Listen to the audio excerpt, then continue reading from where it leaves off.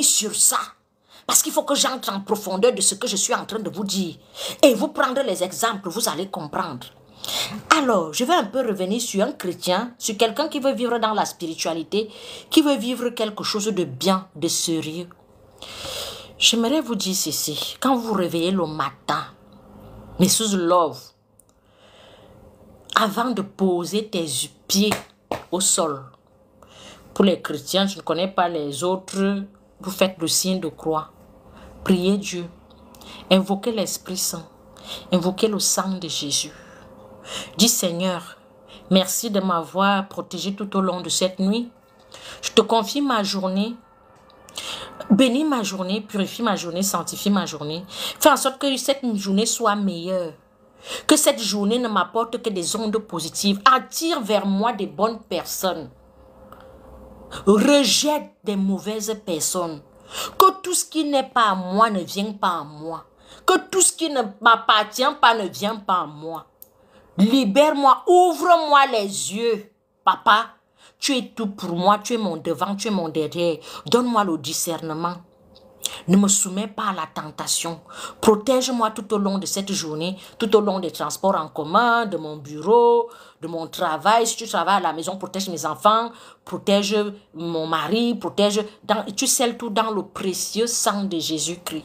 Parfois, vous n'avez pas besoin de 10 minutes pour faire une prière. En 5 minutes, tu peux faire bien doser une petite prière. Et la prière est personnelle, c'est-à-dire que le Notre Père est universel. Dans le Notre Père, ce n'est pas parce que au nom du Père, du Fils et du Saint-Esprit, Amen, Notre Père, tu as prié, tu n'as pas prié. Je dis souvent aux gens ici, quand je prie, tu ne pries pas. Quelqu'un qui prie ne s'ignore pas.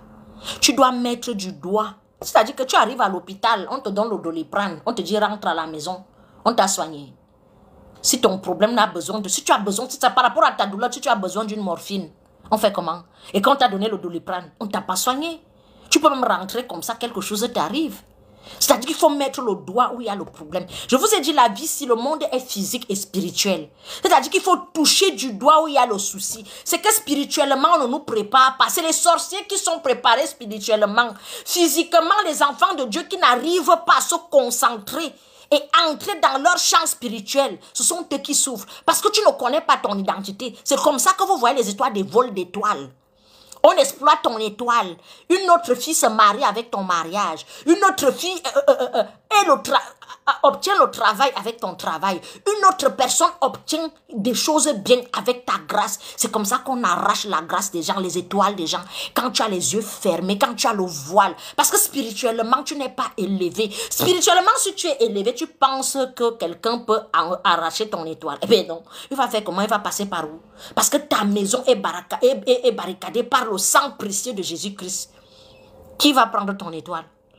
Au contraire, les gens vont te fuir. Les gens ne vont pas t'approcher. On va te traiter de sorcière. Elle est trop compliquée. Tu entends seulement les faux histoires. Tu te dis que, mais si tu spirituellement, si tu n'es pas élevé, tu vas te dire que j'ai fait quoi à qui? Je fais le bien. On me rend le mal. J'ai donné la nourriture à telle. Elle me dit qu'elle a eu mal au ventre. J'ai pris l'enfant de l'autre. Je l'ai amené chez moi. L'enfant est parti dire que j'ai tapé sur lui. J'ai fait ceci. C'est-à-dire que tout te retombe dessus. Tu dis que, mais tout ce que je fais, je ne comprends pas. Tu ne comprends pas parce que spirituellement, tu n'es pas encore élevé. Une fois qu'on commence à t'accuser de ces choses en journée, ça veut dire que la nuit, on t'a cherché, on ne peut pas t'avoir. Quand on te cherche la nuit, on ne t'attrape pas. En journée, c'est la diffamation. Le résultat de la nuit, quand quelqu'un veut arracher ton étoile, te faire du mal, c'est la diffamation en pleine journée. Tu entends ça? Elle est dans les sectes. Elle est sorcière. Si tu n'es pas encore arrivé à ce stade de la vie, tu ne pries pas encore bien. Parce que quand tu pries bien et que tu émerges, tu essaies de réussir. Tu es sorcière, tu es dans la secte, tu es dans les choses compliquées, tu as ceci, tu arraches les chances. Ça veut dire que c'est celui qui fait ce travail. Il inverse les rôles. Tu entends que c'est elle qui arrache les chances de ses nièces. C'est elle qui arrache les étoiles de telle. C'est elle qui fait ceci. C'est quand tu as cherché la nuit, on ne te trouve pas. On revient sur la spiritualité. Quand tu pries, il faut mettre du doigt où il y a le problème. Tu ne peux pas faire que tu as les problèmes de couche de nuit. Tu vas prier que Seigneur, donne-moi le mari. Seigneur, donne-moi le mari. Le mari va venir rester où? Parce que quand tu as les problèmes de couche de nuit, ça veut dire que tu as un être humain qui vient spirituellement te détruire. Un être humain qui